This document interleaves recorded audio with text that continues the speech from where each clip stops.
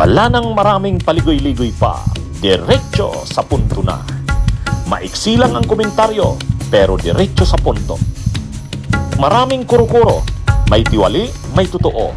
Dito, sa Puntong Diretso tayo. Punto Diretso. Ito, nung kasagsagan ng yung 3 araw sanang rallies ng Iglesia sa Luneta at saka yung United People's Initiative ng mga DDS doon sa EDSA People Power Monument. Sa 3 araw na yon, dahil iniisip nila magtatagumpay na, yan yung kanilang kaya-bato. Yan yung kanilang ang objective talaga nila, mapa-resign o mapatalsik si PBBM,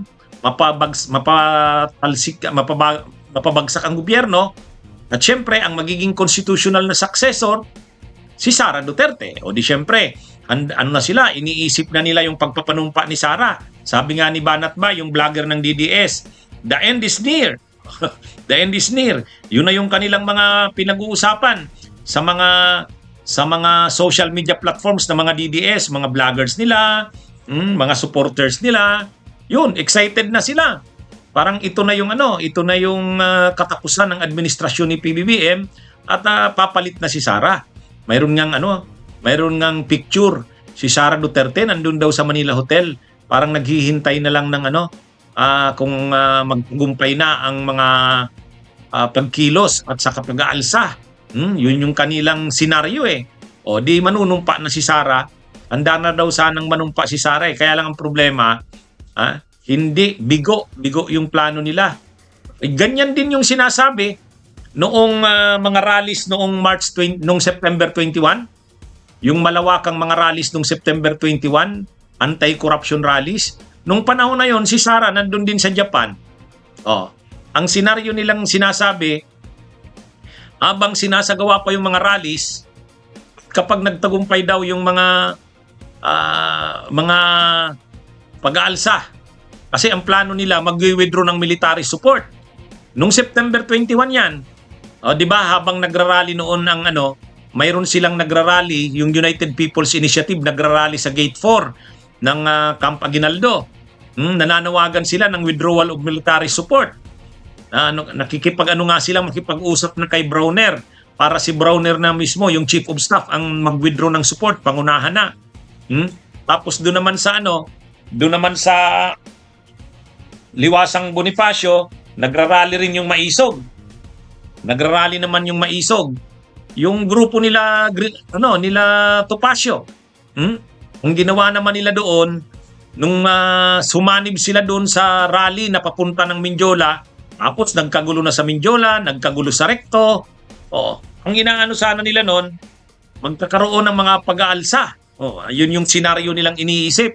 At kapag nagtagumpay yung pag-aalsa, mag-withdraw ng military support, ang military kay Marcos, ngayon, si Sara na. For the meantime, para safe si Sara, doon muna siya sa Japan. Hintayin niya lang na magbago ang sitwasyon. Pag nagkaroon ng pagbabago sa sitwasyon, papabalikin na siya sa Pilipinas, manunumpa na siya bilang constitutional successor. Ganun yung mga senaryo nila. Dito sa 3 araw na rallies na ito, November 16 to 18, ganun na naman ang nila. Senaryo na iniisip, handa na raw sanang manumpa si Sara, sabi ng mga DDS. Naghihintay na lang daw si Sara. Minomonitor daw ang sitwasyon. Kaya lang wala, hindi nangyari. Bigo. Yung katulad nung September 21, na ganun yung senaryong iniisip nila, tulad na naman ngayon, 3 araw, hindi nangyari. Ang iniisip nila, magtatagumpay na ito dahil una, may Iglesia ni Cristo na. Noon kasing September 21, wala silang tao. Ngayon, dinandyan ang Iglesia ni Cristo. Pangalawa, may rallies pa sila na kasama ang KOJC, JIL, Jesus is Lord ni Villanueva. Sasamahan pa ng mga supporters ng Duterte doon sa EDSA PPM. Kalang, hindi. Ang nangyari, kahit yung Iglesia ni Cristo, ayaw silang papasukin doon. Ayaw ma-involve ng Iglesia ni Cristo sa mga panawagan ng DDS. Tapos doon naman sa EDSA PPM, kukunti naman. Pinakamalaking bilang na nila, 4,000. O, kaya wala na. Nung pangalawang araw, yan, nagsalita sana si Amy Marcos. So ang iniisip nila, magagalit na ang taong bayan, saka ang military. Pag day 3, bubuhos ang tao. Dala nung expose ni Amy Marcos, ay wala. Yung pasabog ni Amy Marcos, naging kwitis eh. Hindi sumabog yung pasabog ni Amy. O, kaya yung day 3, wala. Naglari na lang yung mga DDS. Siguro 100 sila doon sa may EDSA Shrine, sa Ortegas, sila Eric Celes. Wala na. So yung inaasahan nila na manunumpa si Sara, hindi nangyari. Ewan natin kung ano nang susunod naman nila nitong plano. Ano na sila? Ano na yan maraming beses na silang nagsasabi niyan. Abangan ninyo. The end is near. Pag bago matapos ang taong ito, si Sara Duterte na ang presidente.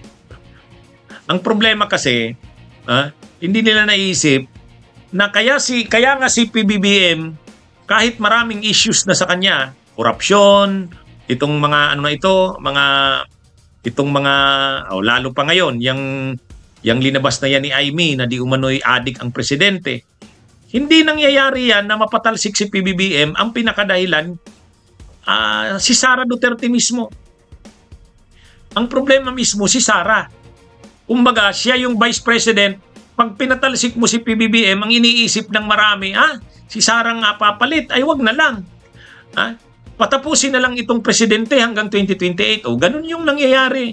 Kaya yung iniisip ng mga DDS na mapapatalsik nila si PBBM at si Sara ang ipipwesto nila, yun na nga ang problema eh. Kaya nga ayaw sumuporta sa pagpapatalsik kay PBBM dahil ang iniisip ng mga tao, kahit hindi sila supporters ni PBBM, tinatanggap na lang si PBBM na tapusin na lang ang termino niyan hanggang 2028.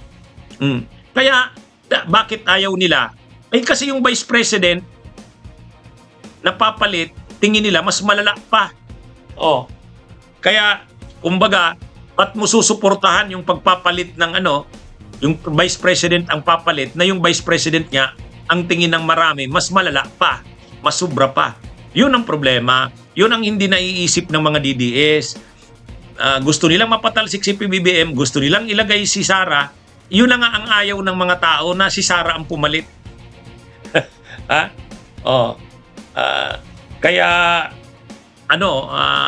ang nangyari dito, mga kabunyog, mga kababayan, wala talaga. Kaya yung iniisip nilang manunumpa na si Sara, hindi nangyayari. Bunyog, halikan na kasama ka.